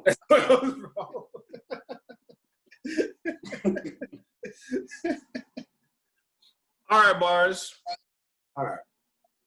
Number 15. Oh, you know what? I think we did this one. Would you rather kill an entire kindergarten class with a brick, or take it in the ass from an entire football team? Nope, I don't think we did this one, man. I think we would remember. We didn't do this one. You're gonna have to answer that question. Nah, bro. Oh, This one's kind of. I feel like this one's kind of easy. This for one's BarZ. easy for BarZ. easy as hell. The entire kindergarten class gone. Oh, I thought you were gonna go with number 2. Yeah. No, sorry. Not this time. Not this time. BarZ, sorry, kids. And if I have to do it with a brick, I will. But I'll do it with my bare hands for free. Honestly, Awful. This is my choice. I feel like this is one of those podcast episodes we have to pray over. Goodness gracious. Those poor children, you're gonna kill all of them with a brick. They haven't been here that long. They're not missing much. It's a rough time. You know, BarZ talking about mercy. You're gonna have to, hey, BarZ, you're gonna have to consider that the parents of those children might be very close to those football players, and they might seek revenge. So I'm gonna get the NFL team anyway. That's what you said. I might get the NFL team anyway.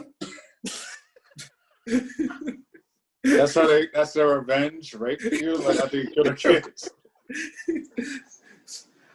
I mean, I can understand the anger that might cause. Oh my goodness. Fuck them kindergarten kids. Fuck them. Well, with that, I think we had a very eventful show today. Soulpatch, tell them where they can find your art again. It's therawOrange.com, TheRaWORANGE.com. There you go. There you go. Right. And of course, you can go to thozepeople.com, those spelled with a Z instead of an S. And you can find everything that is related to those people, including this podcast. And as always, Yes. We've come a long way together. And the message has been similar, but never the same. While we continue this journey, remember, support those people. Because in supporting those people, you're still supporting you. That's right. that we are out. Deuces.